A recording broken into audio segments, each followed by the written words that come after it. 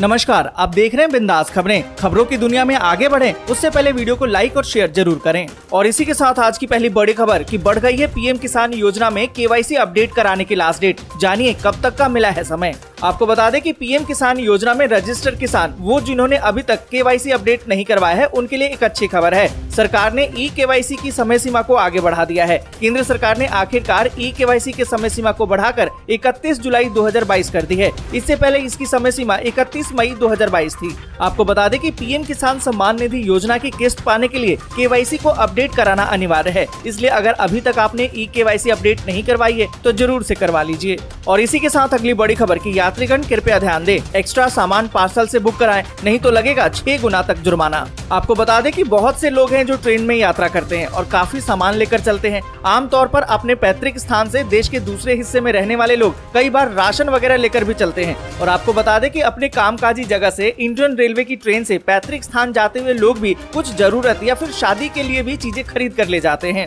अगर आप भी ट्रेन से चलना पसंद करते हैं और काफी सामान लेकर चलने की आदत है तो अब आपको ये महंगा पड़ सकता है। IRCTC ने घोषणा की है कि जल्द ही एयरलाइंस की तरह ट्रेन में एक्स्ट्रा सामान ले जाने के लिए आपको अलग से चार्ज चुकाना पड़ेगा। अगर आपने रेलवे को अतिरिक्त चार्ज दिए बिना ज्यादा सामान ले जाने की कोशिश की तो रेलवे आप पर भारी जुर्माना लगा सकता है। और इसी के साथ अगली बड़ी खबर कि बीते 24 घंटे में भारत में मिले हैं 3,962 कोविड के मामले, जबकि 26 लोगों की मौत। आपको बता दें कि केंद्रीय स्वास्थ्य मंत्रालय द्वारा जारी किए गए आंकड़ों के अनुसार भारत में एक दिन में 3,962 कोरोना संक्रमण में वृद्धि हुई है। वहीं 26 लोगों की मौत हो गई है और बीते 24 घंटे में ही सक्रिय मामले बढ़कर 24,416 हो गई है। और इसी के साथ अगली बड़ी खबर कि DCGI ने कोविड-19 बूस्टर डोज के रूप में कॉर्बोवैक्स को दी है मंजूरी। आपको बता दें कि कोरोना महामारी के बीच Drugs Controller General of India यानी कि DGCI ने बूस्टर डोज के रूप में कॉर्बोवैक्स वैक्सीन को मंजूरी दे दी है। इससे पहले DCGI ने बायोलॉजिकल ई के कॉर्बोवैक्स का उपयोग 12 साल से लेकर 14 साल की आयु के बच्चों के टीकाकरण के लिए किया जा रहा है। और आपको बता दें कि अब DGCI ने 18 और उससे अधिक उम्र के लोगों के लिए इसकी मंजूरी दी है। और इसी के साथ अगली बड़ी खबर कि अब देश भर में 45,000 डाकघरों में रेलवे टिकट बुकिंग की व्यवस्था। आपको बता दें कि पिछले दिनों केंद्रीय मंत्री अश्विनी वैष्णव ने इसकी घोषणा की थी। रेल मंत्री ने बताया था कि अब रेल टिकट लेने में कोई परेशानी नहीं होगी। इसके लिए रेलवे ने 45,000 डाकघरों में टिकटिंग की व्यवस्था की है। यात्री अब बिना किसी परेशानी के यहां से टिकट ले सकते हैं। गौरतलब है कि स्टेशन से दूर दराज रहने वाले लोगों की सुविधा को ध्यान में रखते हुए डाकघरों में रेल आरक्षण कराने की सुविधा उपलब्ध करवाई जा रही है ताकि रेल रिजर्वेशन के लिए लोगों को भटकना न पड़े।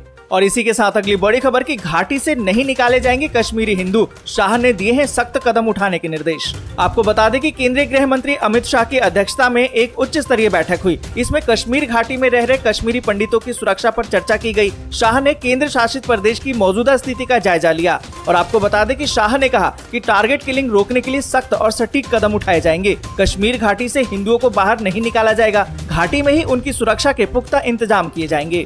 और इसी के साथ अगली बड़ी खबर कि 177 कश्मीरी पंडित शिक्षकों का ट्रांसफर, टारगेट किलिंग के बीच सरकार का बड़ा फैसला।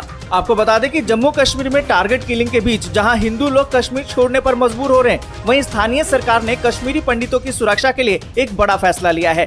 दरअसल घाटी में जिस तरीके से अलग अलग घटना घट रही है उसको देखते हुए जिस तरीके से अलग अलग इलाकों में कश्मीरी पंडित तैनात हैं, उनको जिला मुख्यालय में ट्रांसफर किया जा रहा है या फिर समायोजन कर दिया गया है।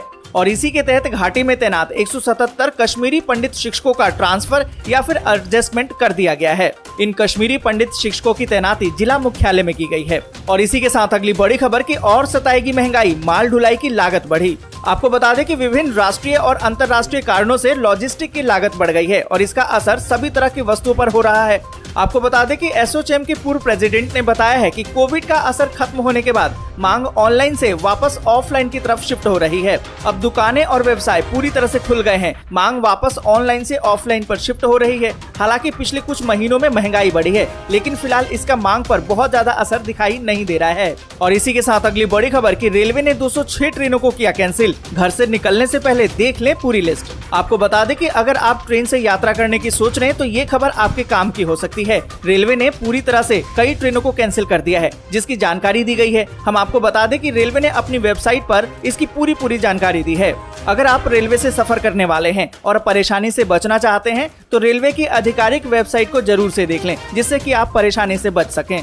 और इसी के साथ अगली बड़ी खबर कि अब रेस्टोरेंट का खाना होगा 10% सस्ता। सरकार ने सर्विस चार्ज वसूलने को बताया अवैध। यहाँ पर आपको बता दें कि उपभोक्ता मामलों के मंत्रालय ने सर्विस चार्ज को अवैध बताया है। मंत्रालय ने भारतीय राष्ट्रीय रेस्टोरेंट संघ को आदेश दिया है कि वो तुरंत प्रभाव से खान पान पर सर्विस चार्ज लेना बंद कर दे। मंत्रालय ने कहा है कि इससे उपभोक्ता पर प्रतिकूल प्रभाव पड़ता है। गौरतलब है कि सोशल मीडिया और समाचारों में उपभोक्ताओं से जबरन सर्विस चार्ज वसूले की खबरें आती हैं। आपको बता दें कि अगर खान पान पर से सर्विस चार्ज हटा लिया जाए तो इससे रेस्टोरेंट में खाना 10% तक सस्ता हो सकता है। और इसी के साथ अगली बड़ी खबर की पीएफ पर कम मिलेगा ब्याज। सरकार ने ब्याज दर घटाकर 8.10% की। आपको बता दें कि सरकार ने वित्त वर्ष 2021-22 के लिए पीएफ अकाउंट में जमा राशि पर 8.5% के बजाय अब 8.10 की दर से ब्याज देने का फैसला लिया है। और आपको बता दें कि ईपीएफओ ने ऑफिस ऑर्डर भी जारी कर दिया है और ये दर पिछले करीबन 40 साल में सबसे कम है। और साथ ही यहाँ पर हम आपको बता दें कि देश में करीबन 6 करोड़ कर्मचारी पीएफ के दायरे में आते हैं, ये सभी प्रभावित होंगे।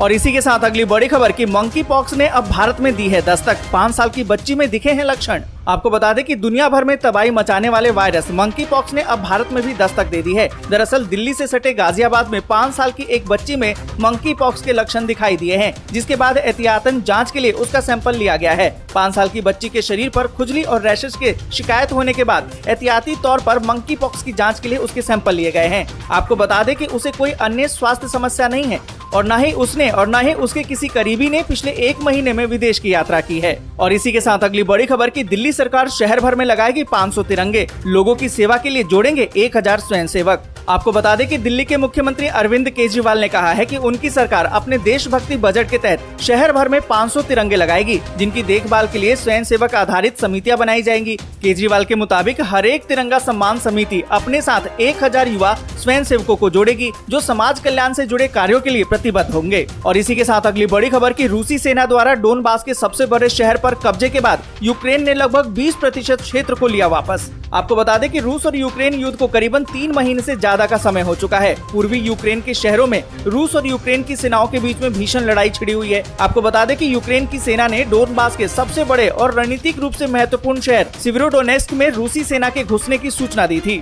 यूक्रेन ने इस शहर का एक हिस्सा वापस ले लिया है, जो पूर्वी डोनबास क्षेत्र को लेने के लिए रूसी आक्रमण द्वारा कब्जा किया गया था। वहीं लुहांस के पूर्वी क्षेत्र के प्रमुख ने कहा है कि यूक्रेन की सेना ने रूस के साथ लड़ाई के दौरान इस शहर के कब्जे के लिए लगभग 20% क्षेत्र वापस ले लिया है। और इसी के साथ अगली बड़ी खबर कि देश के कई हिस्सों में लू चलने की चेतावनी। दिल्ली में जारी हुआ है येलो अलर्ट। आपको बता दें कि देश के कई हिस्सों में झुलसा देने वाली गर्मी पड़ रही है। मौसम विभाग के मुताबिक 4 से 5 जून को राजस्थान, जम्मू डिवीजन, हिमाचल प्रदेश, उत्तराखंड, दक्षिण पंजाब और दक्षिण हरियाणा के साथ साथ राष्ट्रीय राजधानी दिल्ली में भी अलग अलग स्थानों पर हीट वेव का प्रकोप देखा जा सकता है। और यही नहीं, 4 से 6 जून के दौरान विदर्भ, झारखंड, आंतरिक उड़ीसा और छत्तीसगढ़ में, जबकि 4 से 8 जून के दौरान दक्षिण यूपी और उत्तरी मध्य प्रदेश में भी लू का प्रकोप नजर। आज के लिए बस यहीं तक। वीडियो आपको अच्छी लगी हो तो लाइक और शेयर जरूर कर दें। अगर अभी तक आपने चैनल को सब्सक्राइब नहीं किया है तो सब्सक्राइब जरूर से कर लें।